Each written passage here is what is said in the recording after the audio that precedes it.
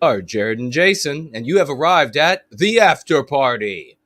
The crown winner of last week is a tie between Promethean Promulgation and No White Guild Clips, both financially gifting $10. Congratulations, and thank you both very much. Second place went to another crowd favorite, JK160, financially gifting $5. Thank you, good brother, and congratulations. Financially gift on Entropy, which will be up and running in a moment, or Odyssey if you're over there, and Cash App, which of course is no cost to you, and you all will know very well that Jared and I evenly share the financial gifts with all of our guests here on the after party. And today we have a delightful guest you all should know very well. Of course, it is Yizz, the Eunuch and Unifier, is with us here on tap. Yizz, please introduce yourself to the celebrated community that we have here. Tell them where they can find you, and Mr. George will then take us into this sterling conversation. Well, hello there. Hopefully I'm coming through loud and clear. Unfortunately, the anti-white technology gremlins got to my webcam. I'm over here at the house my husband inherited in his gaming room, and I was going to use the old webcam I usually do, but it's just dead in the water today. I think it finally cammed its last cam. So unfortunately, I'm only on microphone today. But I should be coming through loud and clear. You guys can hear me clearly, right? Yep. Okay, good. Also, we have not had power a lot today. Living in the boonies has its drawbacks. Something happened with the infrastructure last night or this morning, and they've got work trucks repairing some power lines. And so for like 6 hours, we were without power. So it's like 85 or 90 degrees in here now because it got hot all day. Yeah. So it's been a struggle today, but I'm thankful for what I do have. And being thankful for what I do have is what we're going to talk about a lot today. But where you can find me is some of my friends, Oros Post and Jacob and Cinder Mountain, and some of the good guys that I've met through the Shieldings event earlier this year that I had that great success with, the Academic Agents Cluster. Charlemagne made a site called findmyfriends.net, and I just put the link to that in the chat. One of the moderators here, or one of you guys can put it in the chat there. That actually has all my links in one spot. I had a link tree, but you know, in the big link tree purge, I got purged along with everybody else. So this website came about as a replacement for those of us who have been canceled. And this is basically just a link tree for dissident right content creators. And I was gracious. They were gracious enough to give me a spot. So now I have a findmyfriends.net. And so that you can find all my links there. I primarily upload to YouTube. The streams I do, the sort of laid back comedy, definitely not for children, raucous Monday night stream I do called Discord at Dragons does not stay on YouTube, even though I do stream it there Monday nights. You can find that on my Odyssey and my DLive. Of course, it only lasts for 3 days on DLive, but on Monday nights, I have a wonderful stream, which I will talk about a little later when I talk about some of my prepared statements. But the primary thing that I love doing is walking through the beautiful, pristine nature environments and community environments out here where I live, doing my morning walk series. I share my opinions and my thoughts on everything in the news, about what we can do, about family, about values, about morality, making wise choices in life. It's basically just a nice little tour of scenic places in my little shire where I share my wisdom and my positivity with people. And that's the other thing I do on my channel. So I have a long catalog of work, but I've stopped doing it for reasons we'll cover later. But that's basically it in a nutshell. So next Wednesday, that is 6 days from now, I'm interviewing one of the primary movers and shakers for AfriForum in South America. He is a content creator called Ernest Van Ziel. And he has a channel called Conscious Caracal, and we've been friends for a while, and I want to spotlight him and talk to him about why he became very active, what AfriForum is about, and the successes they've had battling anti-whiteism in South Africa. So that should be a great stream. It'll be next Wednesday afternoon around 2 o'clock. So the time might be wiggly a little bit because I accommodate my guests, but it will be early afternoon next Wednesday. So that's definitely everybody tune in for that. All right, so that's all I have for the big shill. we put your Find My Friends link in the chat. Okay, thank you. So, and we are going to be talking a little bit about your shire as well. Mm-hmm. But In a way, this is a continuation right from last week with our friend Lovely Porridge. I know you wanted to speak about his second contest he's doing. Yes. We had Nate on with him for a little bit as well, who's assisting with that, calling on people to make videos defining and exploring what is anti-white. And I know you wanted to give your own thoughts on what Porridge is doing, why you think it's important, what kind of contribution you might want to make, and so forth. Yes. I highly recommend everybody listening, if you have the gumption and the capability to make any kind of video, even if it's with your phone, follow the link that was put into the chat. Go listen to what Porridge has to say. It's a short little video. He wants us to make simple, short videos telling people what anti-white is, what it means. And the video I'm going to make is going to be short, and I'm going to explain what it is and what it means. And the goal of that short, simple video, even though I won't come out and say it in these words, is showing why it is a necessary replacement for the words racist and racism. And so that's not going to be, I'm not going to come out blatantly and say that, but that's going to be the point and the angle of the video that I make. And I'll be putting that together in the next couple of weeks when I have time. So I already have some loose ideas for the script, but it shouldn't be too long because I'm pretty good at making short videos. So that should be pretty good. And if any of you out there, if you have the gumption, please add your voice to this. And one of the things I want to talk about today is how we need to become the primary prominent voice of people that are taking back their countries.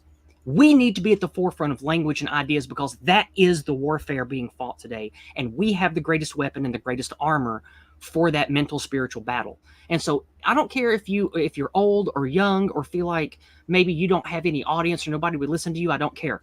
If you can make a video and get it out, even if it's just a few minutes, do it and send it over to Lovely Porridge. The more voices that we add to this, the better. So that's my pitch for participating in this. And do you want to give any teaser about what you may be doing or themes you're exploring? Oh, no, it's going to be short. I'm going to keep it to around 5 minutes. I think that's a good educational video when it's packed with ideas and words. I'm probably just going to have simple visuals. I'm not going to do a lot of video editing on it. It's just going to be me standing in front of a backdrop, speaking my mind like my old shorts used to be, because I used to have a Yizz Talk shorts and I made other shorts. And I'm just going to make it like that. And the framework, as I talk about what is anti-white, it's going to be showing what it is and what it isn't. And hopefully by the end, people will realize why that is the appropriate word to use instead of the anti-white slur, racist or racism. Mm-hmm. What it is and what it isn't, what the word anti-white refers to and what it does not. That's mm-hmm. Interesting. Mm-hmm. When you, for the what it does not piece, I mean, I don't want you to give away your video, but we are talking about I'm not going this. to. But what's the thinking there? Do you, generally speaking, I mean, do you think sometimes it's used too broadly? What's your angle with the not portion of that? I meant literally with grammar, like how it's to be used as an adjective, how it's not, how it's meant to be used as an adverb or even a noun, and why that's powerful and more applicable than just calling everything the R slur. That's what I mean. Mm-hmm. Like the word anti-white, like we use, it's useful as a noun, adverb, and adjective, depending on how we implement it. And there are times to use it and times that I think, well, I'll have to check my notes for the framework, but basically what I'm going to make is a quick rundown of dialectic applications and show what it is, and then show, well, you're putting me on the spot here, and I haven't really finished the video. I just have a few notes down, so maybe I shouldn't say more than that because I'll just sound like a fool. So hopefully it'll come out. Hopefully it'll come out in the wash. Most of my videos come out good, even from simple notes. So we'll see what the end of product is. But that's the ideas that I have down for my note sheet right now.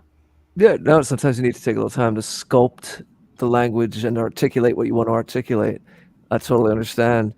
It sounds like some of these videos may end up, I don't want to speak for them or make any assumptions, but the kind of educational approach you're taking, I could see it perhaps fitting on something like what Brant is doing, like having a page or module on School of the West, where some of the videos that are involved in this project might be able to flow into a module on School of the West's website, have a quick resource with all of these elucidations on this term and its usages and its power.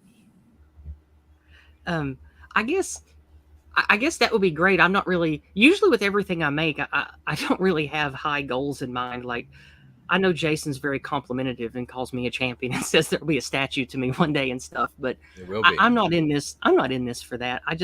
I want to feel like my time is just going to help make things a little better. And even if I'm just one of the many thousands of invisible hands pushing this boulder, that's all I care about. I want to feel like I did some good and spoke some truth before I'm too old. And that's what I'm in this for. Well, yeah, of course. It's putting on something like that is just an extension of what your goal is there that you just expressed. Because it's anything, anywhere else it could be put to get to more people, especially because it sounds like your ambition for this particular video is to take a very clear-minded approach and almost give a grammar to it, like you were saying. Literally, you're talking about grammar. I think that the most important thing about what we say with the Go Free method is letting people realize this is an intellectually, logically, and ethically created tool. This is not some kind of religious twist. This is not some cultish adoration for the man Jason. This is an applicable, useful series of tools, just like if you have a new piece of equipment, you need the tech manual to know how to properly implement it. Like you can buy a gun or a new TV or a complicated piece of electronics, and you can probably figure out how to use it on your own, especially if you watch someone else do it. But the Go Free method is a method. That's why I call it the manual. Yeah. You can learn how to apply these dialectic tools and words to immense effect if you do it correctly. And I think that if I take the approach of this short video of showing people what it is, what it isn't, how to say it, how to not say it, what it applies to, what it doesn't, just give them a quick little breakdown of showing them this is why this word is so powerful and effective.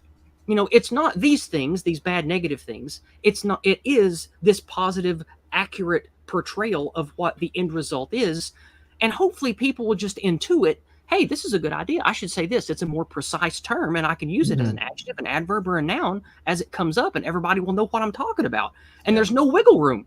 Like, if I call my boss a Marxist or a leftist or a liar, well, there's a lot of wiggle room there. If I attack my boss for being an anti-white and punishing me because of my race, then I know exactly what I'm talking about. Everybody knows exactly what I'm talking about, et cetera, et cetera. So this all ties into what you asked about, or what you said about Brant Danger's educational material. I think that's the approach I'm going to take with my videos. Just make it short, simple, and educational, and not get too preachy or loud with it. Just try to make something concise and easy listening and to the point, like a little educational video that you might get with maybe a corporate piece of software, like me telling you how to use it correctly, that kind of thing. Yeah, it's very useful. That's what made me think of Brant. Yeah, and things like that. I know you wanted to speak about organizing and networking as well. Let me pull my notes up here. I had a lot of things typed out that we could talk about today. And you asked me to talk about my Appalachian culture, so I sort of framed this as starting with that. So do you mind if we start with that? Because that sort of walks to the other things we were going to talk about today.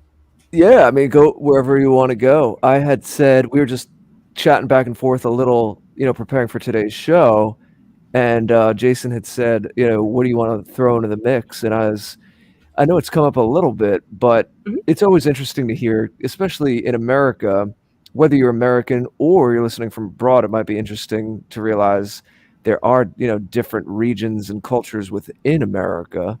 To hear a little bit more about that. I'm not from the South. Sure. I'm not from Appalachia, and I think sometimes, not that I'm putting it on you to be some expert, but you live there. That's where your family's from, yeah. and not only when people talk about, there's the facts and figures and the history, which can be very interesting and enlightening, shine a light on certain things, but the lived experience as well. And I think it's important for people to hear that. I was just personally curious to just pick your brain about it a little, And well, I love to share about my life and how I grew up, and like even though I had an abusive father and he was a turd. He was still a good father in some aspects. He wasn't like, he wasn't irredeemable. He was just pretty abusive and mean and unlikable in a lot of ways that made him a rather tragic case. But outside of him and a couple of other turds in my big family, I mostly got really lucky with how I grew up now that I've traveled the country and even the world in a few places. Appalachia, the way I grew up, it might as well have been antebellum America in a lot of ways. And in other ways, it was like the 1920s. The family that I was from, they only had me, and we've talked about me being intersex and, my mother having problems with fertility treatments and all this other stuff and why I'm weird. But outside of her weirdness, everybody in my family is very virile and fertile. I have like 50 or 60 cousins. My mom and dad were both from families that had, I think she was from 6 or 7 siblings and he was from 5. And it's just I have a huge family. I grew up in a rural, poor area in Appalachia.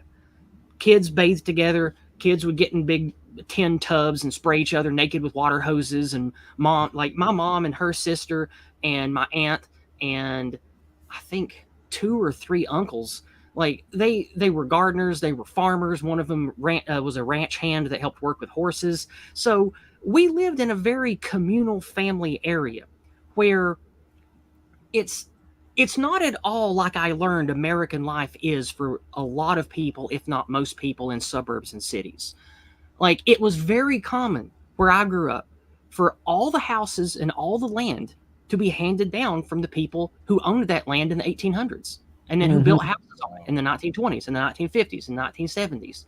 And everybody I knew growing up that went to church, that went to my tiny private Christian school, we all knew each other. And until I started leaving this area when I was late into my teens, looking for help with my condition, trying to just get away from the hellscape that was my broken family, I didn't realize just how good I had it despite my problems. And it wasn't until my mid-20s it really started to sink in that I was really from a different world than a lot of people in America. Because where I grew up, families lived with each other. It was the primary goal of everybody to find a good husband or wife, to have a bunch of kids, and to be an upstanding man or woman to the church, to the school, to the community. And everybody was expected to know each other's business. And we left our doors open. There was no robbing, no stealing, no rape, no spousal abuse other than people yelling a little bit. The one time I ever heard about anybody in in the 2 or 3 hollers I grew up in ever laying his hands on his wife, his own brother kicked the ever-loving shit out of him. And so we policed our own out here and we took care of ourselves. The sheriff's office has in this area, they've got like 10 or 12 guys. The local municipality has like 6 police officers. I've seen the police out in my mountain holler one time in the whole time I've ever lived out here. And it was when there was a murder. It was, I think, back in the 80s or early 90s. Somebody's kid got mixed up in the drug trade and did some kind of stupid drug deal or something. And some idiots from a city or DC or something shot him or something like that. It wasn't connected to me at all. It was just in my general area. And that's the only time I ever saw cops out here. And it's a completely different experience. And so did you have, would you even go as far as to call it culture shock when you were exposed to other areas and lifestyles in America? Yeah. Like one of the biggest things that surprised me is when I went to college in the late 90s, I was surprised to find all the damn locked doors everywhere. I just surprised at all the locked doors and people keeping their stuff locked. Like even inside rooms, people would keep their stuff in little locked lockers. And I just was like, what is this? Is this Fort Knox? What is this? It was just such a culture shock to me. But then when I realized multiracialism was afoot, it wasn't just that. It was also a cultural shock of all of these white folks who were from America, like me, and part of my racial group, but they didn't seem to espouse any of the learned communal familial values that I had. They were... I hate to turn this to an individualism versus, collectivism type thing, but everybody is part of a collective if you're a human being. And unfortunately, most of the individuals I met at college had no collective, had no family, had no community, had no cultural history they were a part of like me. They were just these broken, deracinated little individuals from equally broken, deracinated families, most of them atheists, most of them, had moms and dads that worked full time.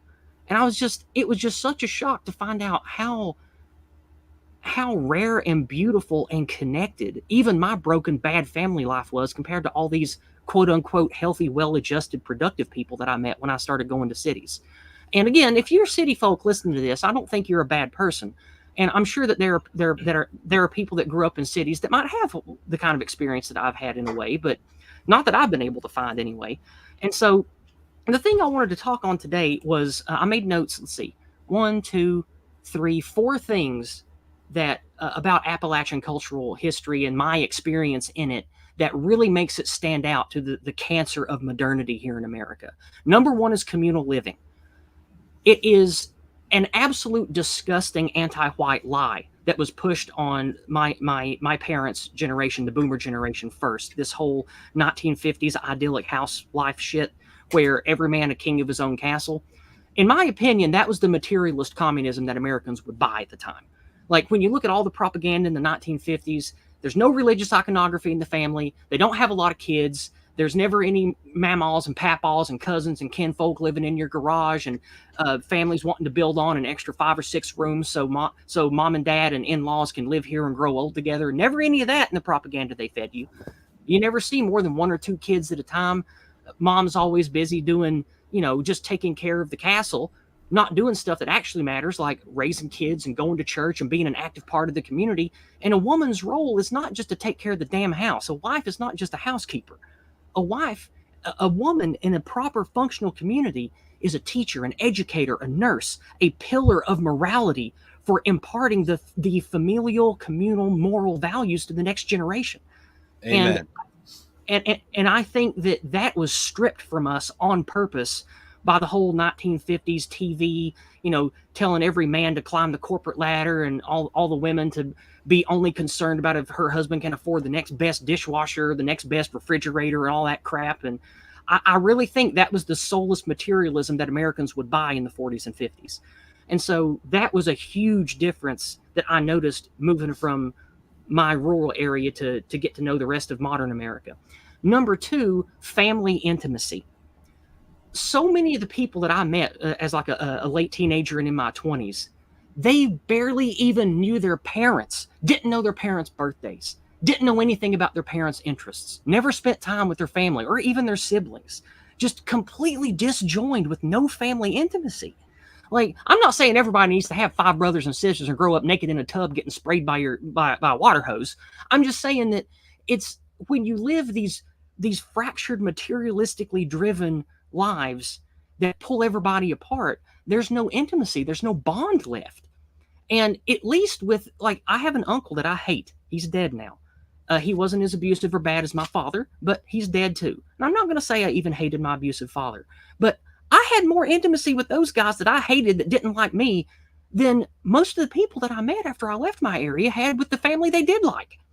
And the people that I do love, that I did grow up with and forge bonds with, I have several cousins. I have a half brother I love to pieces. My mother I love. Her final husband I love to pieces too. Like my husband's father, I know him. He has a great sister. We have friends and in-laws and family members that I feel close enough to let come over and sleep on my couch or borrow my car. Like, that's a kind of communal family intimacy that people just don't have outside of, I mean, I'm sure there's high trust, high homogeneity communities elsewhere, like maybe in Oklahoma or Texas and stuff. And Missouri's a good example too. But I was just blown away at the lack of familial communal intimacy that people had. The next 2 sort of go together, so I'll talk about them in one bundle. That is a lack of sexualization and moral ethic homogeneity. Now, why are these 2 go together? Well, because I believe the purposeful sexualization of everything comes from the anti-white field of psychology. And that was the building blocks of the anti-white narrative that was pushed on the rest of our people, that has pathologized our men into these pathetic pieces of waste that you can barely even call men anymore. And it's what's turned so many women into effectively homosexual men, is this ugly sexualization and atheistic breakdown of so-called human behavior and basic needs and shit. Like, call me a Luddite or old-fashioned, but I think the field of psychology is just full of anti-white satanic lies, and I hate the field of psychology. I'd be maybe not now if you're on another tip, but I'd be interested to hear more of your thoughts on that at some point. Sure. Sure. And I mean, I've been pathologized all the hell on my struggle with sexual development and gender and all this other crap that I had to go through being intersex and having all the trouble I did. So I have a biased opinion and a hatred of all of that maybe other people don't have. But we'll go ahead with this point. Where I grew up, people saw each other, and the word that we use is naked. When you don't have clothes on, or you just got underwear on, or what we call bloomers out here, when you just got your bloomers on, and maybe you're 4 or 5 years old, and a bunch of kids, they're just naked playing in the pond or whatever. Like, that's naked. And you grow up with animals, pigs and chickens and dogs and raccoons and possums and deer everywhere. You see them copulate. You see them have sex. And your parents just tell you, your genitals are for having sex. That's what you do when you're married to make children. You should only do it with people you love. And most people here are homogenous Southern Christians, so they say, sex is something that's between a man and a woman because the good book says so. And when you grow up and you come of age to have sex, you're going to want to use your genitals to have sex with people, but you should, for ethical reasons and for wisdom's sake, you shouldn't just go willy-nilly having sex with people because it's bad for you and God don't like it. Like, that was the long and the short of it. And everybody where I grew up knew what sex was and what a penis was and what a vagina was and how things got pregnant. And that's just part of life, because when you grow up around animals and everybody can see each other's naughty bits from the time you're 2 years old because you're outside being naked and playing in the pond and stuff together. Like, the quote-unquote sexualization that you get is a healthy one. It's not looking at TV ads and video games where you've got these hyper-sexualized men and women in your face all the time, and you've got magazines and teachers and professors and people at school telling you about sexual education and homosexuality and anal sex and shit when you're 8 years old. That's some satanic evil shit right there. One aspect of that might be, there could very well be others, but I just thought you're saying is it's not tied into consumerism, because there's such a wedding, if I could use that word, of consumerism and sexuality, and it's obviously warping sexuality. I mean, the frame that you receive sexuality in, the picture that you just painted is a stark contrast to how a lot of people are exposed to it when they're young. Yep. I think that, but it is very weird that it's tied up with consumerism the way it is in our culture. I think that's putting the cart before the horse. I think that consumerism goes back to that thing I talked about in the 40s and 50s, when commercialism and consumerism and all that, that's, in my opinion, that's the Marxist communism that was pushed on us that Americans would buy. It was tailored for us by the anti-whites who created the aforementioned system.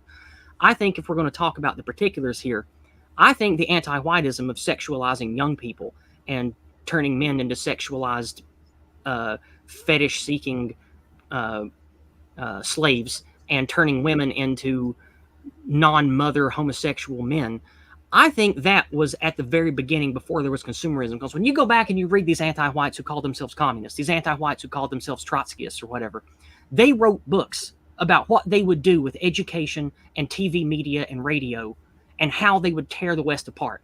They said they were going to break apart the family by sexualizing children.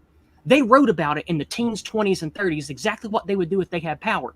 And they came over to America and set up shop. They made the Frankfurt School. They bought up as much of TV as they could. They created Hollywood. They created all these publishing companies and shit so they control all the school books. And they put all this anti-white psychology shit into play.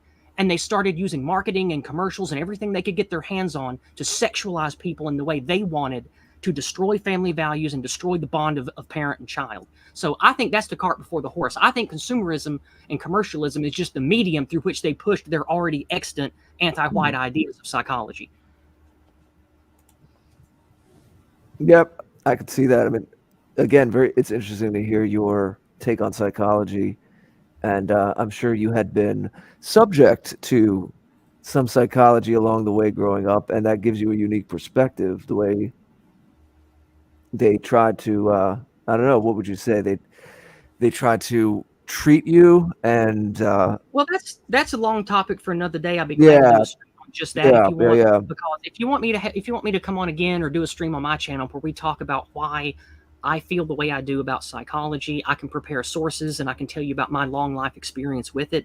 That is at least an hour and a half stream, just that. So let's. Well, I think that'd be. I'm sorry. I'm not trying to dodge you. It's just. No. I'm just we're making a note. I think Jason may agree that would certainly make for an interesting and useful show for people. It would, but let me unique say this real experience. quick. If I stepped on anybody's toes, I'm sorry. Just like every piece of technology, just like every series of ideas, there's got to be some truth to it, or it wouldn't work as well as it did. And I don't think that everybody who is in the field of psychology is some kind of anti-white villain. I don't think that. I'm just saying, from what I've learned of its origin, from what I've learned of how it was implemented, and from what I've learned about how psychology became a thing, especially in consumerist marketing, it feels like it has always been purposefully anti-white from the beginning to emasculate men and sexualize women and children. Like, it just, everything that I can find points to that. And anyway, we can talk about that another time. It's just, that's why I say what I do, but I don't think that we should just never consider psychology again, or try to figure out why people do stuff.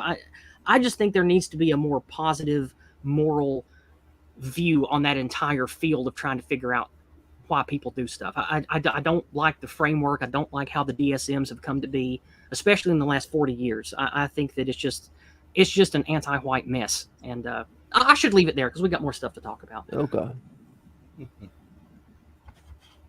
So we got sidetracked. I wanted to wrap up about the Appalachian cultural stuff. Mm-hmm. The reason why sexualization is part of the moral ethic homogeneity that makes this place unique is men out here are mostly still men, and women out here are mostly still women. Women tend to only work to get enough money to get themselves along until they can start a family. And men do their best to be breadwinners and in decent shape and know about hunting and gardening and fishing and stuff, because that's what a man is out here. And that is something that I think only morally, ethically homogeneous societies create. I don't think that if you have, a really fractured, no community area, I don't see how you could even have the social substrate through which to socially enforce any of that stuff. No. Because every big city I've went to, it's you go one block, men act differently, women act differently. You talk to a different ethnic community, men and women have different presuppositions and different behaviors. And then within different clusters, you've got religious stuff. Like, you're going to have Baptists, you might have Unitarians, you've got different sects of Jewish people in the same city, you've got Muslim people in the same city. And there's no cultural shared enforcement of anything. And I think that multiracial, multi-ethnic division is the absolute abolishment of any moral ethic code that people can grow up in and understand. And again, I think that goes back to demographics being destiny, and the anti-whites who want to destroy us, they understand that too. Just like they understand sexualizing people from a young age, they understand that destroying homogeneity of those things leads to chaos and disarray. It leads to the degradation of what made us great in the first place. So there we have it. What would you think of the more homogeneous city? As many European cities were. Well, we don't have to go very far back in time to see that those can function. They have their problems, but go back to the 1800s, the 1700s. Look at Paris, France, London, England. And I'm sure you can pick another 100 large cities in Europe. They were almost, I'm sure, universally, ethnically, the people of their country. They probably all shared one major facet of religion. They definitely all shared the same language. They definitely shared the same food sources. If they could even read at all, they probably learned their reading and shared their learned words. If they were wealthy and university types or aristocrat types, they probably learned it at university or from other aristocratic book clubs. And if they were merchant class, they probably learned it from a few other places like that. And everything was so homogenized with belief, values, etc. Even being a little different kind of a Christian or having a little different type of thinking on British common law sort of made you a bit of a social radical. But nowadays, you can walk down a block and you can see some degenerate weirdo with a dildo for a hat doing backflips, and then you could go around the corner and you see a Hasidic Jew. Then you go around a corner again and you see a mosque. Well, what's a young person supposed to think? Nothing means anything. Nothing means anything if you don't have any kind of cultural homogeneity. And I just think that it's the demographic shift plus the institutional anti-whiteism being pushed by every avenue that they have that has destroyed cities. I don't think that city folk or cities are necessarily evil. I just think that's the easiest place for all the anti-white ideas to converge together to do the destruction. That's why I think we see it in cities most. So I'm not one of these people that says, oh, we should never make cities again, they're evil. I don't think that. I just think city folk are different from country folk. That's all. Mm-hmm. What have you seen about other regions in America that give you a sense of like the flavor or the feeling of home of where you're from in Appalachia? Which I know, again, I understand as I ask this, and I'll say this too, just to give you a moment to think about a response. It's a very on-the-spot kind of question, because when you ask a lot of people, not everyone has the gift of articulation and reflection that you do. And even someone with your gifts, I know this is still an on-the-spot kind of a question, because you might ask an Italian American, and there are still people who, let's say, are Italian on both sides or Irish on both sides. It's getting rarer, but you still find it. And you still find it, in that case, let's say in those cities. And you'll ask them, what does it mean to you? And they'll say things like, it'll be vague. It'll be vague. They'll say, it's just family and the food, and we eat this kind of food. And when someone explains it, it sounds like just a checklist of accoutrement, of the extra things that, we eat Italian food versus this other kind of ethnic food. But it's really a lot more than that. It's just that, as in so many things, it's the water to a fish, the water, the fish can't describe water kind of deal. There's an essence to it that goes well beyond it. There's a different way that Italians, and even Italy has many different regions, of course. So even that, it's a little tough to speak about. But there's a different way that Italians might gather around food, and the way that they joke, and the way that their shorthand and their particular brand of family warmth is going to look different than a Polish family's. It's going to feel different, right? And so these things are extremely hard sometimes to suss out. You can't totally describe them. You have to experience them ultimately. But if there is a way, I don't know if you're ready for it. I can't. I can describe what being an Appalachian is, if that's what you want. If there's a way you can wax poetic on it, if you could give us like a feeling of what it's like as contrasted to other things you've experienced, I just wanted to open that up to you.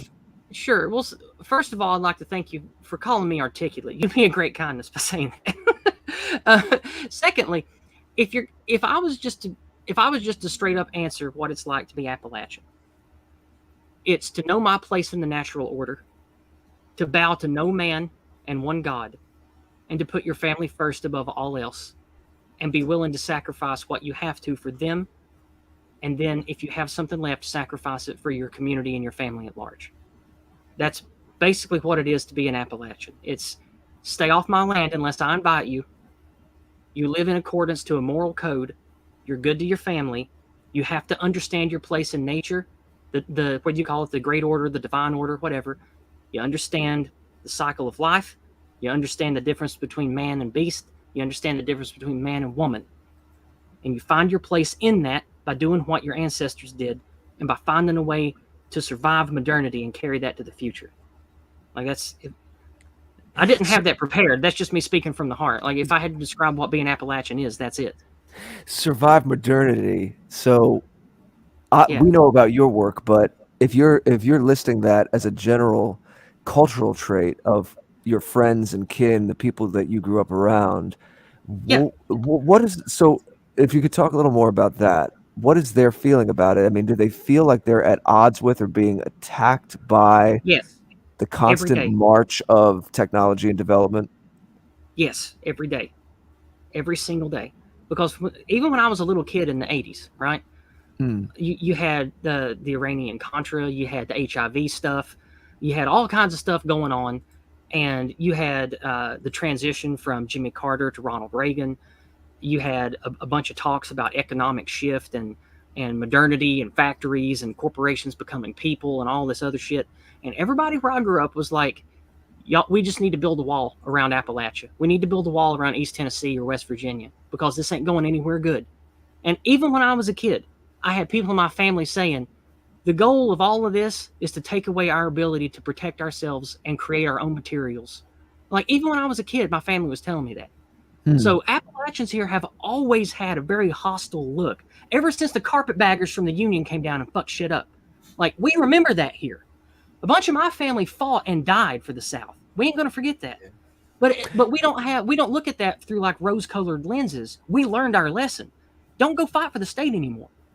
But unfortunately, we got a lot of high testosterone, powerful young men in my family who want to go off and do military stuff. So a bunch of us still do. But the wise people in out here, they don't want people going to die for the government. They don't like the government at all. They don't even like the state government, and they barely even like the local government out here. They don't trust anybody. And so they view, my family especially, views all this stuff about modernity as an encroachment to destroy God's earth, to destroy the beauty that could be God's way. And so it's a very Christian thing out here. We view all the wars, all the governments and states and all the invasive social media and technology and all that.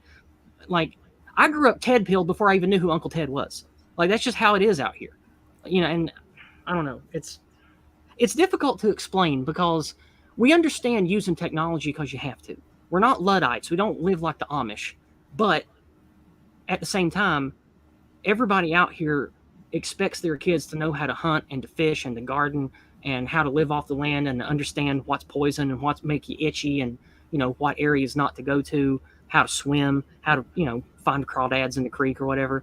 Like, there is still out here today, even in the 2020s, this us versus them mentality of we have to keep this place pristine and we have to force our ethnicity to keep existing, or men in suits with big ideas are going to come send our sons off to die for some bullshit, or they're just going to come here and kill us and take our land like the evil ones did in the 1860s.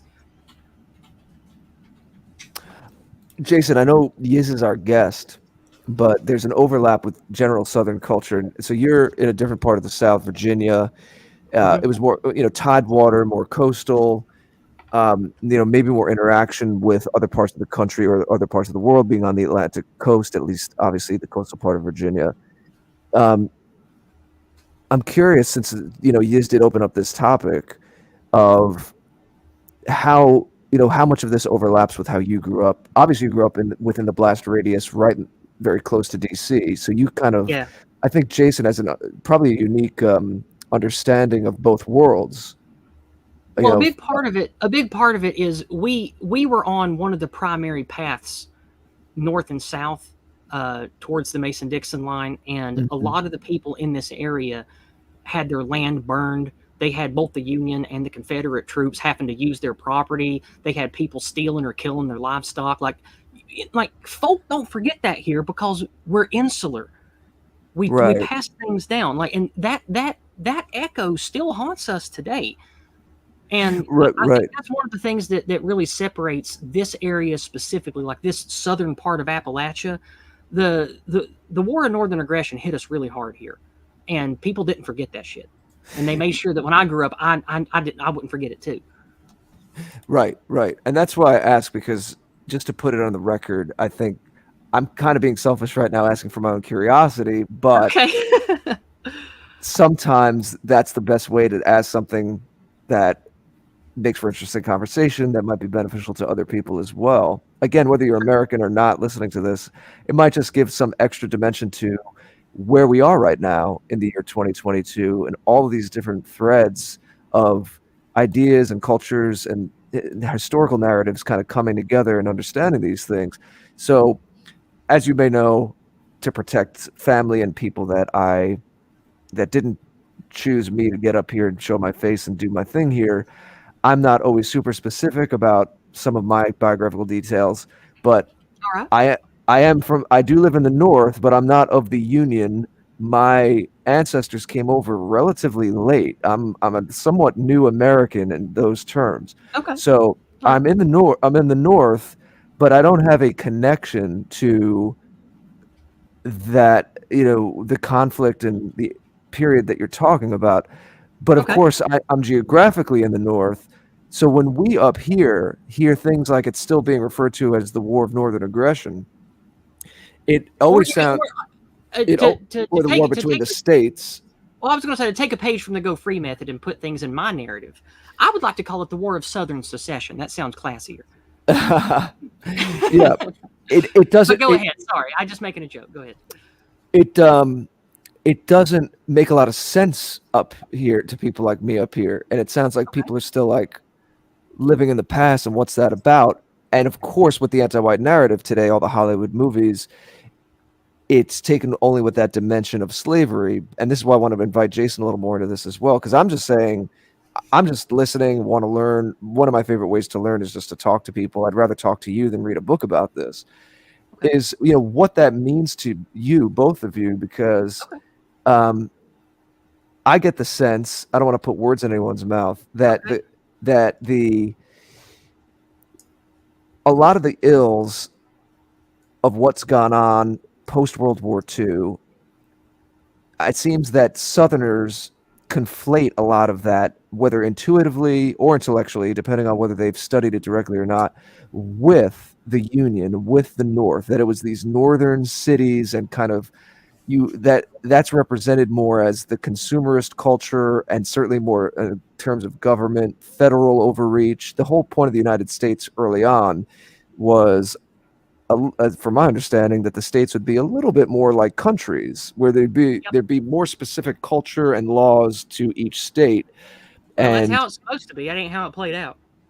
Yeah, bulldozing it into this monoculture, consumerist culture, hyper-capitalism. I don't think Jason or I have anything against capitalism per se, or the pursuit of developing technologies to help with hygiene and health and things like that.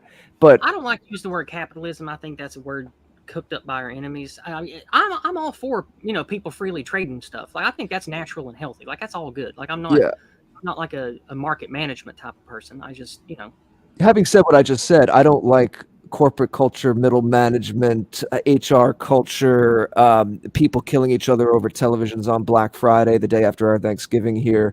So, if you all down in the South conflate that kind of thing with that was ushered in more with the Union's victory, then I can understand. I can very much understand where you're coming from, if I'm correct in saying that a lot of what we critique here is kind of conflated with the Union's victory all those years back. Well, first of all, it's important to realize none of this talk has anything to do with modernity. I don't view any American today as a Confederate or a Union. Like, I don't view that's ridiculous. When I talk about this stuff, I mean in the past only, right? Like, when I say that, the Union and their shit heels or their carpetbaggers, I'm talking about specifically back in the 1860s and 1870s. I'm not talking about anything now. So just because somebody's from the North or from the South, I don't particularly view them through any special lens until I get to know the person. Like, sure. I don't want you to think that I'm some kind of anti-Northern bigot or some shit. I'm not. I did not think that. I'm saying it more as the representative of what the Union represented and the powers it ushered in on a much grander scale. I know you wouldn't see someone from the North a particular way like that. Okay, I just wanted to make that clear for everybody listening here. Like, if you hear me call somebody a Yankee or something, it's because I know them and we're having a playful back and forth. I don't actually think any of those words or teams matter anymore. That stuff's long gone now. Jason, did you have anything? I threw the floor open on a lot of different stuff there, but I'm very curious to hear about all this. Yeah, my family too. Very proud Southerners, one side, the other side a little newer Americans, but very proud. We go back a very long way in Virginia and fought here. A great many of them fought here for the Confederacy as Virginians. When the United States invaded, we referred to it as not the Union, but the United States, because it was the Confederate States of America that was invaded at that. Our opinion, of course, the anti-whites at YouTube, the Democrats, they have all the facts. But of course, for accurate portrayals of history, you must consult Wikipedia. Yes, consult with them. And I just another quick footnote, I guess, side point. I like to refer to it as the War for Southern Independence, just like there was a war for American independence. The colonies won. Oh, that's good. There was a war for Southern independence, and Southerners lost. And then what happens is, and this is why Jared and everybody who, even folks throughout the South, they don't quite get it or don't quite understand it. Um, why you see why you're able to see so much resistance in the South, or strength to resist in the South, is because of the shared victimization. And you don't see that elsewhere in the United States. And what you see is more rabid individualism. Mm-hmm. So when you have a shared victimism, Mhm. when you were when all of you and all of your people were victimized by an invader, then all of your the traits, the foods, the songs, the customs, the norms, they take on a more vivid meaning. That's all what's under attack, and that's all what's being erased or deleted. That's why Yeah. it's easier to see resistance. And a lot of people have said over the years in the white sympathetic sphere that there's the best hope for a resistance to anti-whiteism, what we call anti-whiteism, is going to be in the South. I don't know that it's necessarily the case. It may be the case in that particular vein, but there are going to have to be other veins throughout the country and throughout Western civilization. But there's a big lesson. The one thing to really understand how there's a conflation between the loss of the War for Southern Independence and so much of what is horrible today is that when your people lose a war, and then you're occupied and you're being forced by an occupier to X, Y, or Z, you never get to know where your people, your country would have gone, Yeah. your culture, your norms would have gone. And you can romanticize it. You could say, well, we would have ended up much better. Our people wouldn't have made those bad decisions. I mean, who really knows? But Yeah. um, It's not as anti-whiteism bad. is I'm is sorry. just. I was just going to say, anti-whiteism Yeah. is really effective all over. Yes. So if the South had won its independence, the anti-whites probably would have still been successful, just as they've been successful in other very prideful and nationalistic settings. Hmm. But so it's because we don't know where we would have gone. And so then you can just say from that point forward, okay, well, look, here's another horrible thing. Here's another horrible thing that has happened as a consequence of being defeated. And here's another horrible thing that's happened as a consequence of being defeated. I was really, I guess, lucky in a way that I was in sort of the liminal area between the city of Washington, D.C., and this what I refer to as Mordor on the Potomac, really, the capital of this anti-whiteism. And on one side, quite literally, a compass direction. And then on the other side, old Virginia with the plantations and the beauty and the culture and the identity. And that was the thing that Jared, that Yizz is really touching on, is that when I looked the other direction, when we traveled the other direction, identity became increasingly trivialized because of the multiplicity. Atomized is the correct word, I think. Yeah, Atomized. because of like the multiplicity of cultures, and it was just like this giant mélange. Whereas you go the other direction, and it was a stronger, clearly identifiable people with cultural lines, and it was more that way. Obviously, when Yizz and I were younger, I mean, even Virginia, where I was centered at that time and could look out the other compass direction, all of that area now is as much as of Mordor as Washington D.C. now. I mean, it's just like growing Yeah. out. But I did I mean, have I can even see it starting here too, like in the little oh yeah, municipalities in the little cities near here. You can already see the encroachment. yeah, Bulldozing an entire city block of houses that the people that founded the municipality built in the 20s or 30s to put in Section 8 housing for people that aren't even from here. Like it's insulting. It's disgusting. yeah. I got it's the one thing I tell you though, as a very proud Southerner, proud American, proud member of Western kind of Westman. That's what I am first. I'm a proud Westman, because that's what I was born as. As much as we like to say in Virginia, the old school folks here, there was, it's the soil. And it was for a long time thought to be like a magical place that you can read stories about Virginia across I Europe. used to think that when I was young, but I think the magic comes from us, Jason. Yeah, I think you and I could make noble Virginia and rural Appalachia if we went to Mars or some other planet. We would make whatever comes out of us. Yes. That's one of the reasons I love the Go Free method. It puts it in a healthy, realistic framework. There's no magic dirt. It's just us. Right. So this is true, and I will say, as a Northerner visiting Virginia many times, Virginia is a gorgeous state. Hands off, Northern. Where I've been in Tennessee is ridiculously beautiful as well. Well, you're welcome to come visit me anytime. I have 2 meetups a year. You come down and get some of my kebabs or my pork chops. I cook a lot for folk that come down. Well, thank you. I know you would show me that Southern hospitality. I don't doubt that. Jason graciously tried my food. He said it was at least decent. So my gosh, decent. It was really magnificent. She can really, and I was bragging on you the other day during Going Free too. I mean, it was something. You were just a marvel to behold. I heard about that. Thank you very much. I appreciate it. Somebody said that you played my response to that super chat over on Chris's channel. What was that now? On Dangerfield's channel, somebody said you played my clip yeah. Responding to that super chat. Yeah, that was a good time. Chris is a lot of fun. He's a good guy. We talk a lot. Oh yeah, we're on a different.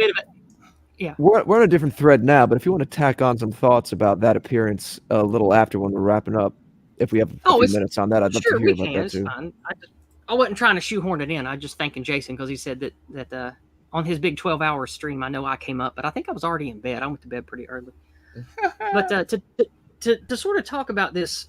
The thing that we were all just talking about here, the thing that I wanted to really touch on with the whole difference of what is Appalachian to me versus what is American is American's nothing because they set out to destroy it, the anti-whites. American doesn't mean much anymore. And that's what they're trying to do to everything is to nullify meaning, to nullify purpose, to nullify anything that we can communally have strength over. That's the goal. And I think that if you take away anything from me here, take away this.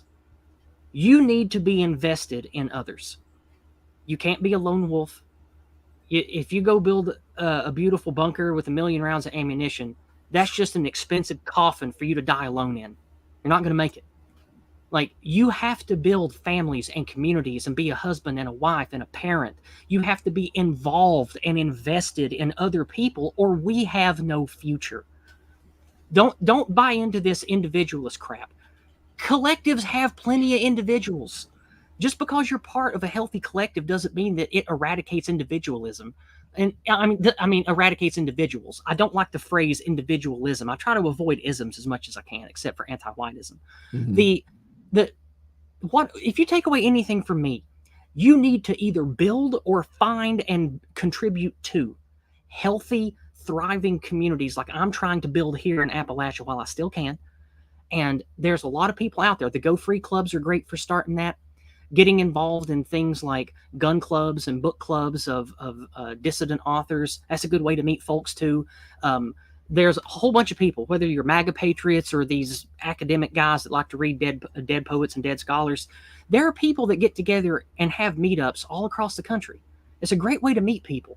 And then from that, you can meet folks who are wanting to build in your area. Or if not in your area, find a place you can move to. A lot of these guys are starting businesses together too. And you have to invest for us to have a future, not just you to have a future. If all you care about is you having a future and having plenty of food to eat in your bunker, or you and your kids having food to eat no matter what else happens around you, then you're not going to make it through the storm. And your progeny most certainly isn't going to make it through this storm. You have to get involved and connected. That's why those banners I made for us say, to recapture our destiny, we must build community. None of us can go at this alone. I don't care what kind of Alpha Chad Viking warlord you are. You're no match for 50 Predator drones, my friend. It's not going to happen. Like, if it comes to blows, we lose. The thing that we have to do is be moral, be wise and work together to build community and get as many of our minds and hearts working together as possible.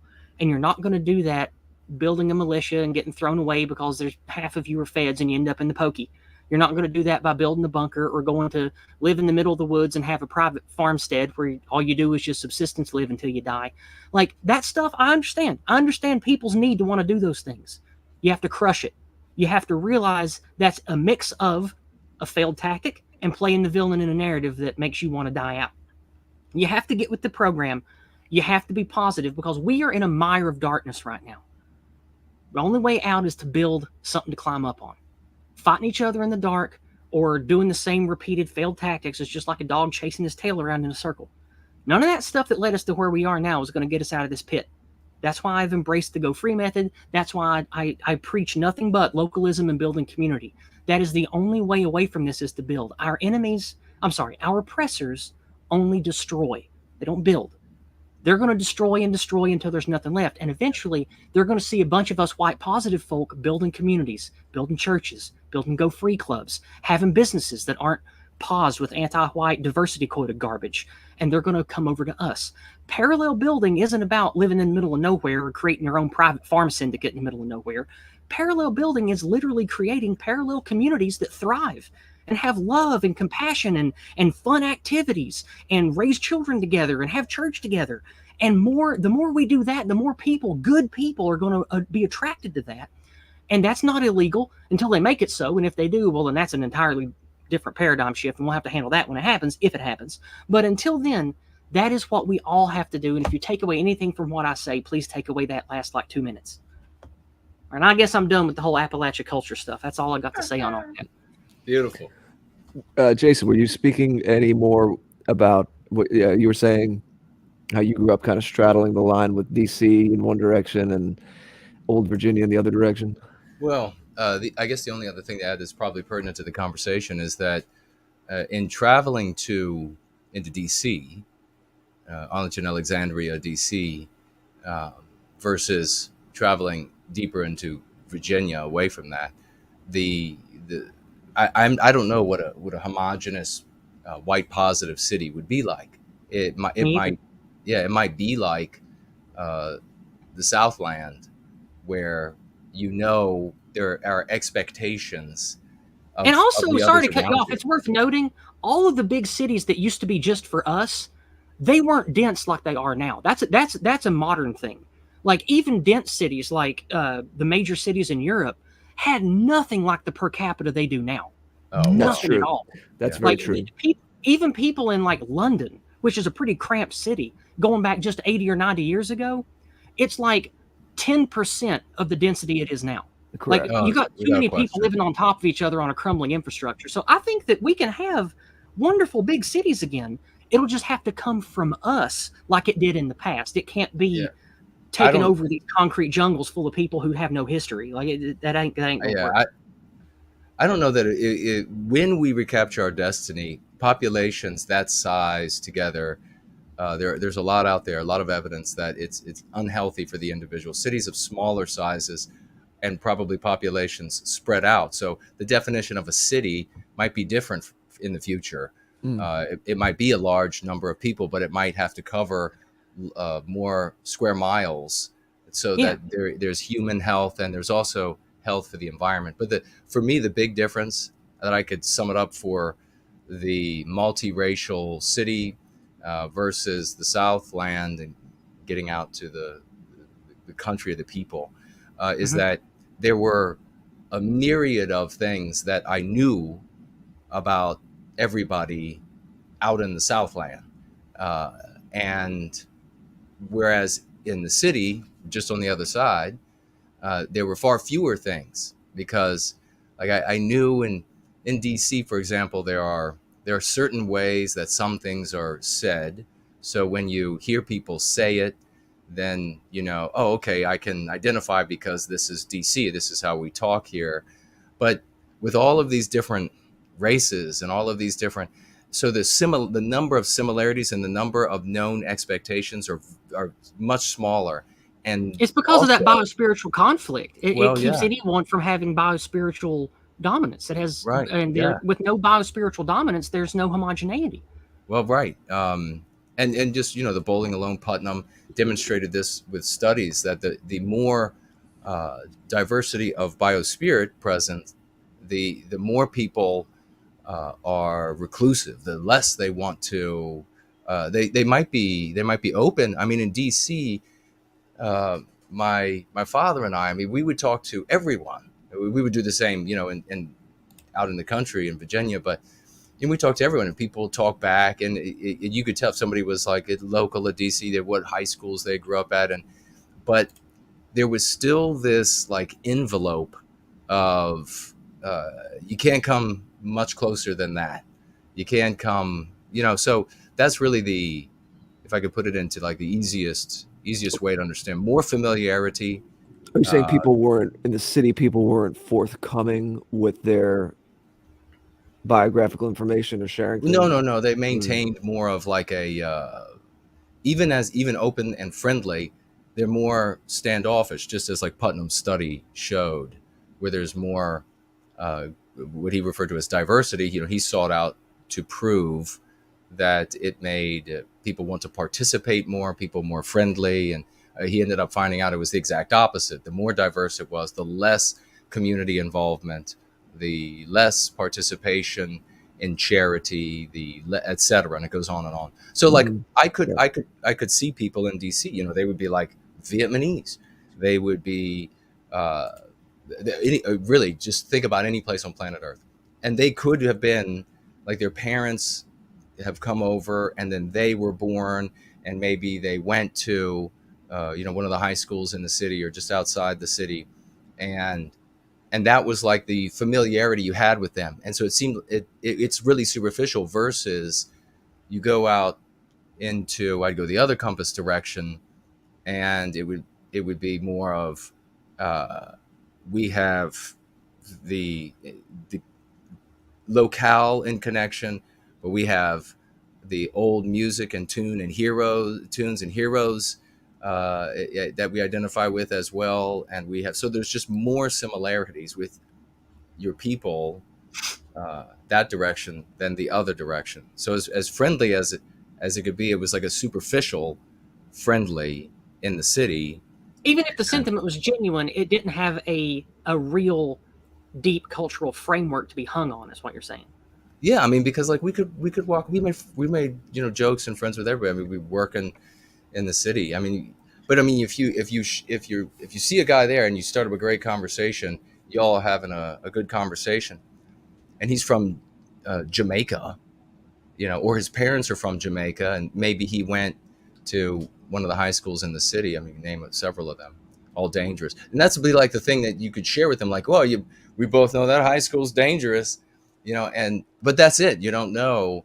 You don't have any more identification with them. That's what makes multiracialism so throughout, in my opinion, throughout human history. You've never seen it happen, and this is the reason why it never lasts. It never works, and that's that superficiality of the contact versus that real sort of like. You could almost feel the kinship. That's a word that's used all the time in the South. The kinship with. I mean, that's definitely how I would describe what it's like out here for most people. Still, is we have a strong kinship, and people out here. I mean, the thing that's beautiful and tragic about this area is so many people, my family included, have no clue how bad things are because their whole life experience has taught them to not give a crap about anything that happens more than 20 miles from here. They're not on Facebook. They're not on Twitter. They don't give a shit about the news anymore. They're just going hunting and fishing and playing video games and playing with their kids and living life like we should. And they don't realize what's coming for us. And I try to tell these people, like, good folk out here, they got their own families. We're friends and all that, but nobody is building infrastructure. And like, they don't realize how many factories and farms have been yanked out of this area, let alone all over America. Like, we used to have little factories and farmsteads and a meat packing plant and stuff within like a 30 or 40 minute drive from here, all gone now. all gone. And the people that are still here, some of them do a little bit of subsistence living here and there, but most people don't anymore. And most of the people that had their own plumbing businesses, their own carpentry businesses, just in the 80s and 90s, those are all gone now, bought up by corporate conglomerates, or the business just evaporated and nobody replaced it. Something is to add to this. I'm just thinking about in America generally, America generally has suffered a real white erasure for the history. Yes. It's absolutely nobody can say where America comes from because it was white people, and so folks are not allowed to say that. So you can't like meet somebody, like I can't meet somebody up in, I don't know, like Ohio, and say, well, we're both Americans. You white founding fathers created, that identifier is just not there. We're not allowed to have pride in it. Whereas in the South, well, you are where I live, friend. South, you can come down here. We'll celebrate our white founding fathers all day long. Well, in the South, since the South is said to just, it's all evil from top to bottom, we're able to come together and have that heritage. And that's all you hear Southern people say all the time. It's the heritage. It's that, and then people who are anti-whites will say, oh, well, your heritage is evil. And we're like, so what? Of course they're going to say it's evil. So that's another big thing. Or you could be a jerk and say, at least I've got one. Call it what you want, but at least I have one. What do you got? Mr. No Foundation, No God, City Dwelling Puke. What do you got? It's a fascinating thought, and we're going to be wrapping up here, folks, because we're tapping out. So if you have, we do have some comments and questions we're going to get to quickly. Sure. Financial gifts. If you all have any, then please jump on in real quick so we can take a look at that. But I think it's fascinating to think about the recapture of our destiny and how when we recapture our destiny in full, in toto, or in part, where we can begin to do this, re-envision what a healthy city, because we essentially took, and it's understandable, baby steps. We essentially took a town and then just built that bigger and bigger and bigger, and stacked people on top of people. And I think now is the time when we recapture our destiny, we should say, okay, how do we make the city serve our people? And therefore, it's got to also serve the environment. What does that look? How many look like? How many? Do you want me to give you specific answers, or are you just postulating? No, I'm just postulating. Because I don't know that. There'd be a lot of work there to be done. So for like, how many people per square mile of whatever type of environment, there's the city might be getting built in. There's a Twitter account I follow, Jason. I'm forgetting the name off the top of my head, but there's a movement among young-ish people who have studied urban planning to look back to those old European models, whether they be in Europe or America or anywhere else in Western civilization. And I know from some of the little tweets and things I read, one hallmark is walkability, is that there's a tremendous more increase in the amount of stress when where you work, where you shop, and where your recreation is all spread out. And the family thing, family and friends, like Yizz was saying when she began speaking about her experiences growing up earlier in the episode. I'm sure there are other touch points, but one thing that I don't know how many of them are, if they're just like a small number, or if there's a larger number of this newer generation of urban planners. But I know there is discourse in that field. Well, that'd be the kind of thing that we would, I think, really be able to bring to fruition. Now, we achieve everything we put our will to. Western kind has always been that way. And we would have to be, of course, doing it on our own, because otherwise it would be any ideas that we came up with. They would say, oh, well, that's why the solution lies with us.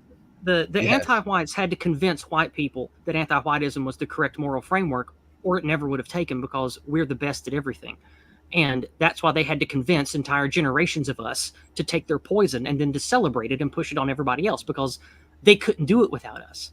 And so that's why this curative contagion is so important. We have to make little enclaves, and then hopefully eventually entire regions and states reflect our moral framework, which is going free, white positive, Yeah. if you're Canadian, be pro-Canadian. If you're Albertan, be pro-Albertan. If you're, and all of these things have to come back with us shifting the framework in which children grow up and know how to speak and think. And I did a long morning walk video this week. In fact, I want to plug this because it was a good one. Give me just a minute. I'm going to go to my channel and get a link for a morning walk of mine that I want everyone to listen to. Okay. Let's see. It is called The Power of Words. And this is one of my longest morning walks. Unfortunately, it's 20 minutes. So I put it in the private chat here. But All right, we'll most of it, there's a little bit of filler, but this is where I talk with great puissance about how and why the narrative of language is so crucial to us having a future. And it's why I embrace and push the Go Free method like I do. And so this video, I implore everyone listening to give 15 or 20 minutes of your time to listen to know my passion and I don't know, to know why I'm so adamant about us all participating in shifting the language narrative, because I believe that is what we have to do to have a future above all else. Yeah, amen to that. And we absolutely create the best things for us. No one else will be able to create the best thing for us. It's only what we create, because that's our biospirit. That's what we'll harmonize with. And the other people's, whatever they create is best for them. But what we do have here is Mrs. Jess Horst. Right off first, she was quick. Thank you so much, sweet sister. She is financially gifting $30. So let's get her some 07s, ladies and gentlemen, some raucous emojis for Mrs. Jess Horst. And she writes here with this glorious financial gift. I will be watching in replay today. Hello, Jared George and Yizz and WG. After reading Born Guilty and Go Free, I became actively seeking a community of pro-Western kind, sharing the concepts and verbiage. I can see the shift. In 2022, people are really grabbing the dialectic. It feels real, recapturing our destiny. Kip indeed, sister. Thank you so much for that. That's fantastic. Yeah, I love her. She comes onto my channel occasionally and types in my chat. She's just great, and she's right. Like, that's one of the reasons I'm so emboldened this year. Is I hear biospirit, I hear anti-whiteism occasionally. I haven't heard Western kind catch on much outside of our circles, but in time, I think it will. And like that, I love listening to content creators that are, maybe not even very politically active or aware, having to say the word anti-white now. We did that. We did that. Oh yeah, we did that. And just today, in fact, I'm going to be sharing it after we're done here. Naturific, and it shows the importance. I'll talk about this again on Sunday, but very briefly, I'll just say the importance of getting the dialectic right, sharing the concepts properly is far and away beyond what you could imagine. If you're out there wondering, can language do it? It's very silly to think this way. This is the only way it can do it. We need to suffuse the anti-white machine with the concepts, and that's how we defeat it. They have everything else roped off with cannons and nuclear weapons and police officers and everything else. Naturific got into a chat back when I had several spats with the anti-white Karlin Borshenko, the conservative or whatever she calls She and her herself. minions are the ones that got my big Twitter account killed.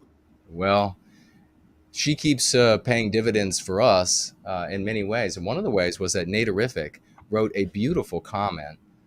And Karlin Borshenko grabbed that comment and said, here is a great example of white supremacy. Well, of course, it had nothing to do with anything that an anti-white could call white supremacy or identify as it. It was something that wasn't anti-white. And so, therefore, to an anti-white, everything that is an anti-white is white supremacy. So just the other day, no, in fact, it wasn't. No, it was today. It was today. So Sunday, though, I'll play the video, but I'm going to be sending out the link for everybody to see. Looks like the black woman. I think she might even be in DC. Tree of Logic.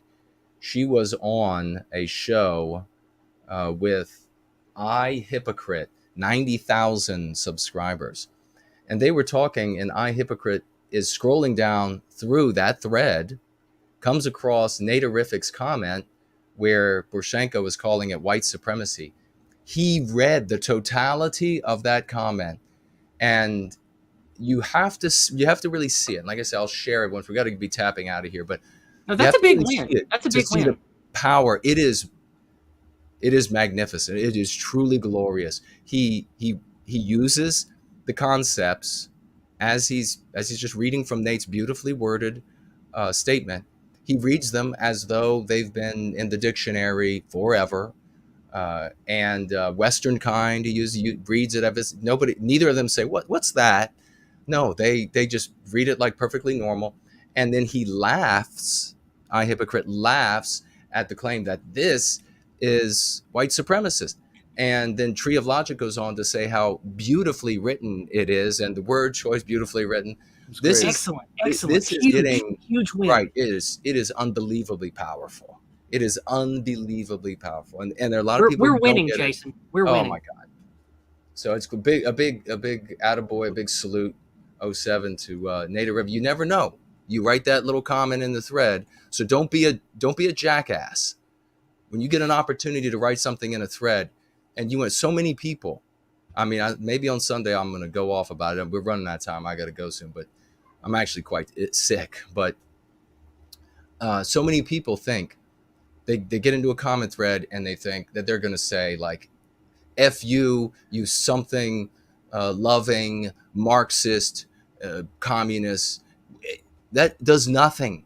It is total failure. It is total defeat. And you look like an idiot. It feeds the narrative.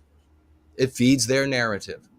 You get in there and you write something beautiful, like, and you don't have to be like some sort of poet. And when you see what Nate wrote, I say it's beautiful because it is winning for Western kind. It is defeating anti-whiteism and therefore good for everyone.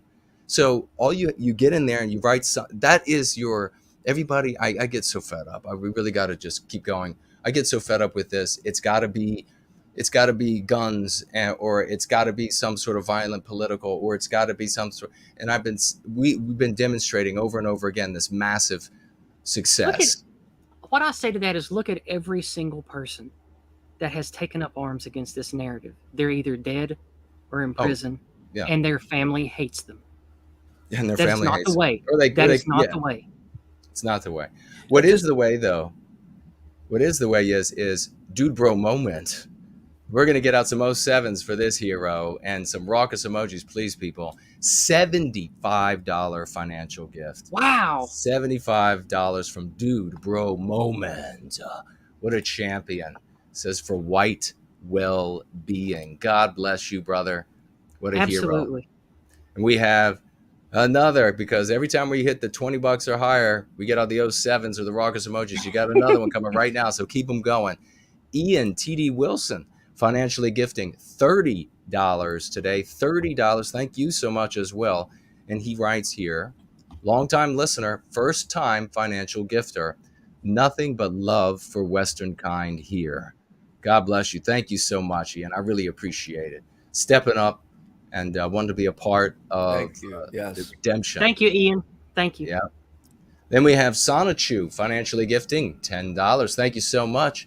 And writes here, the uncivil war was a disaster in the development and direction of the nation. That's true. You could, in my opinion, CNN would disagree and they have the facts. You could even refer to it as the very last straw of the melting pot called America. I see what you're saying. Melting pot. And a lot of people do take that. I think the word stew. He's saying it's the stew in the melting pot. The stew, you could even refer to it as the very stew of the melting pot called America. Yeah. I mean, it's as far as like the form of government that the founding fathers created.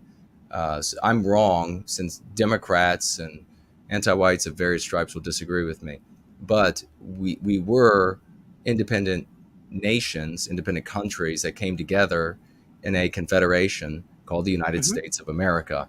And then after the South lost, it was an empire. So it went from Yep. being referred to as the United States are to the United States is. All right, then we have no white guilt collabs.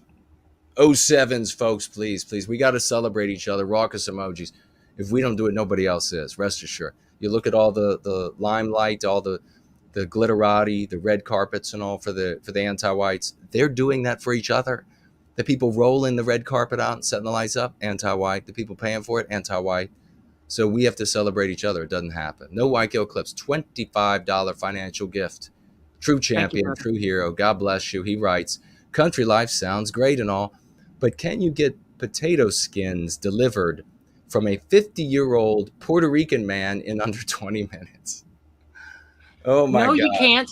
And You I'm have- thankful for that. And I would like to remind everybody listening, you are what you eat, so don't eat garbage.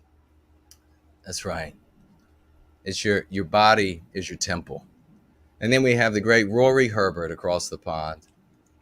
$5 financial gift. God bless you. Thank you, brother. He writes, it used to be the law in Philadelphia that no building should be higher than William Penn's statue. Now, that's true, by the way, Rory, for Washington, D.C. Nothing is supposed to be higher than the monument.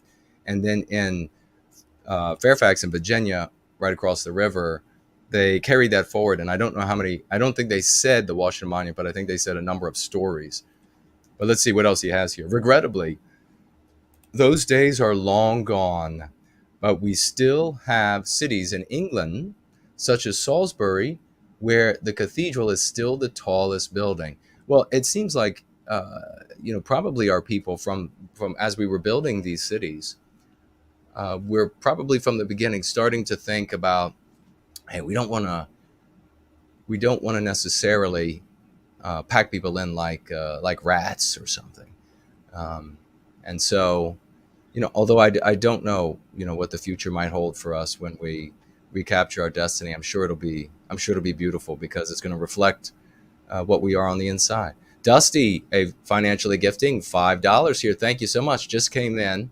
I don't recognize Dusty. So is this a first time financial gifter? No, I recognize Dusty Time. I've seen Dusty Time in chats many times. Oh, okay. Well, as financially gifting, okay. Well, thank you. $5. I don't know about financially gifting. No, I know Dusty Time from many chats. Oh, cool. Says here, big fan of I Hypocrite. He's been friendly to the white positive scene. Very pleased to see the lexicon spreading. Yes. Let's hope let's hope he picks it up, and starts using. He read these words, these concepts, and think about Jared. I'll pass it to you, and then we'll get Yizz's final thoughts and where folks can find her. But think about all of these people over the past 30 years who told me, because this is y'all's victory as well, because we're all in this together. All these folks who told me, you can't get anybody to use those words. You can't get anybody to be in your story. You can't get people to they won't know what Western kind is, Jason. Well, this guy with 90,000 just had no problem with it. So you can't I've get said people on your to know channel what many times, anti-whiteism is. Like I've said on your channel many times, the lexicon works, and anybody who says it doesn't or it'll confuse people is either extraordinarily stupid or lying because they're jealous. They're angry that they've wasted their time doing failed tactics.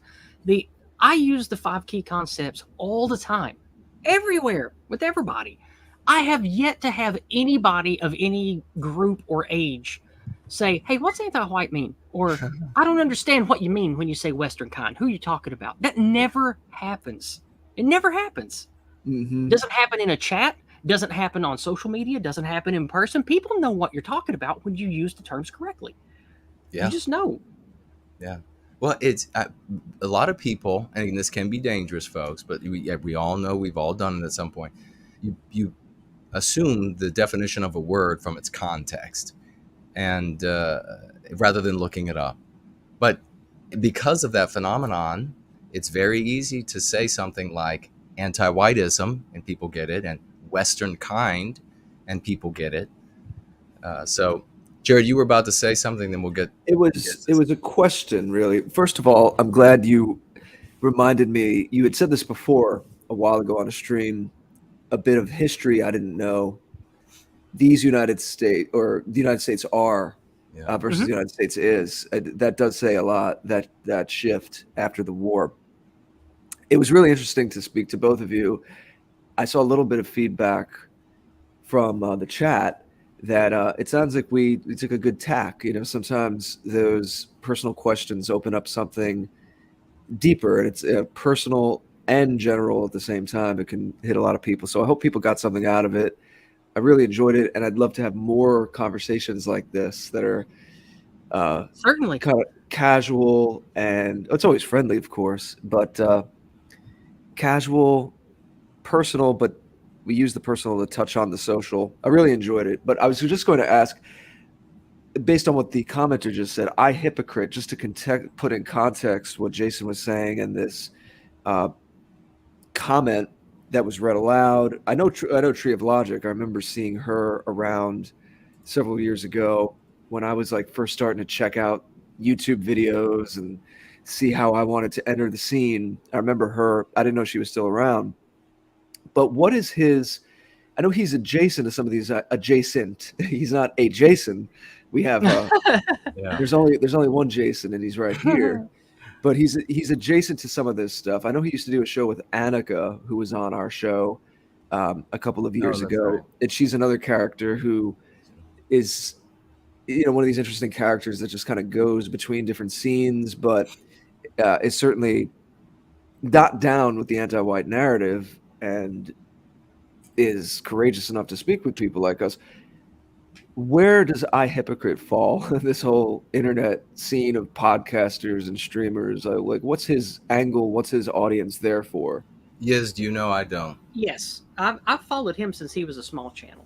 Somebody recommended him to me when he was very small, and he's basically just I think he'd be sympathetic to everything we say and talk about. And I know the people in his chat because I visit it sometimes when he does his streams, and I used to watch all of his Schadenfreude, let's document the horrible things about society streams until I realized how spiritually unhealthy that was. But he seems to be a guy that just doesn't like all of the lies and the anti-white crap that we go on about, and he made a living documenting it and laughing at it. And so, I mean, I've heard him speak before. I don't know if he would know my name if you brought it up to him, but it probably wouldn't be too hard for me to go talk to him or get him to come on here. Which you're very good at. You're very good at. Yeah. Like, I like bringing people together, and from what I know of him, he definitely is. I mean, I don't know if I could even call him a nationalist. He's just a regular dude that's a white dude and sees all the problems that we talk about and is sympathetic to them. Dusty Time.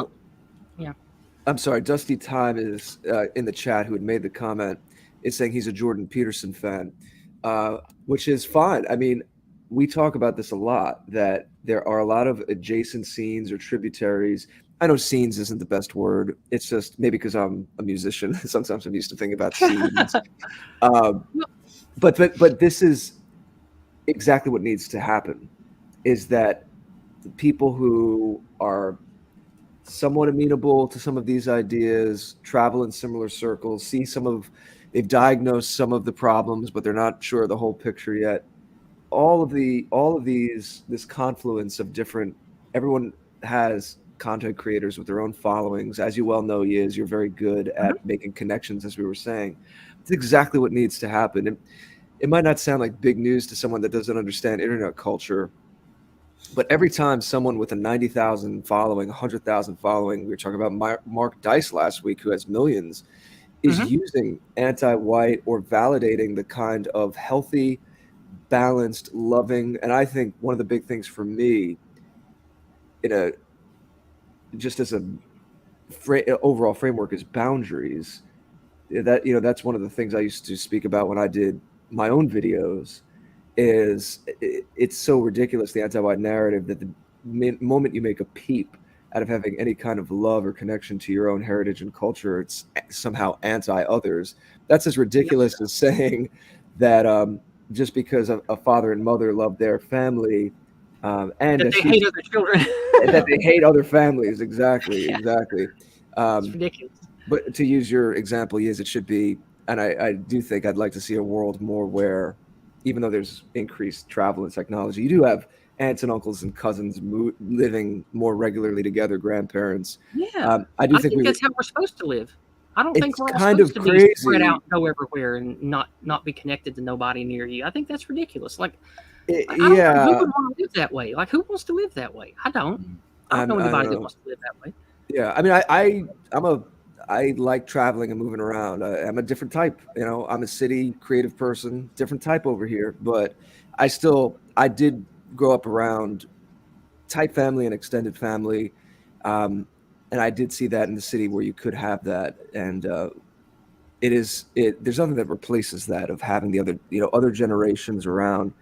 Um, but yes, all I was saying was the balanced approach when the light is shed on the kinds of things we talk about, or a commenter who is articulating something like what we're talking about here. Every time it gets out to these other creators or voices, and some of them have small followings. We don't only think that just because you have a big following, that's the only thing that matters.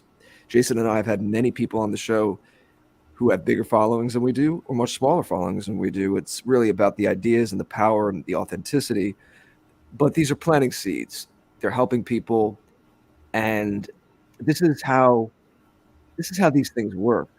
We have to study and be sophisticated. This is where I'll just quickly say, you Okay. can't shut your. I don't think you do this, Yizz, but anyone who might be tempted to, because I know sometimes you just want to shut out all the craziness. I do it a little bit as a musician. I think we need to learn their tricks. So I've read Malcolm Gladwell's books. He's a writer for the New Yorker and is in New York City, and you would think probably travels in circles that have a lot of things. I don't, paint with too broad a brush. There might be things I agree with him on, but I think it'd probably be safe to say he travels in circles whose narratives and assumptions and worldview would be counter to a lot of what we think is healthy. But he Yeah. wrote a book called The Tipping Point about how things become trends. We can't shut ourselves off to that and feel like, oh, that's just for those, sophisticated but manipulative and lying people who don't do real work for a living. No, we need to reverse engineer their tactics for communication, their tactics for influence. Yeah. Or just studying. He wasn't really trying to get anything over from what I remember. I read the book some years ago, but he was more just giving an analysis of how ideas spread or how things become trends. And it's a million little things, and then it all becomes a wave. It's a million little particles of water that become a wave. Yeah, it's very, very true. Yeah, we should never turn away from the successful tactics, no matter who's employing them at the time. And if anybody thinking about tracking down the origin of them is in most cases silly. So, but what I do like is that very often the anti-whites won't touch what we touch. So I love to put my hands all over everything, and so they end up not being able to touch anything that could be useful for them. But yes, that's fun. Let's get your final thoughts and where folks can find you. One thing I wanted to say real fast. We do have another latecomer on Entropy over there. If you want to read that. Yeah, I see that. Okay. I want to remind you guys about, since we brought up I Hypocrite and Jordan Peterson. I speak to a lot of people of many different circles, and I want you all that are in this chat and all listening, you didn't start off where you are now. I talk to disaffected liberals. I talk to libertarians. I talk to the Mises Caucus. I talk to people who are of the Sargon of Akkad camp. I talk to people that are of the Patriotic Alternative camp.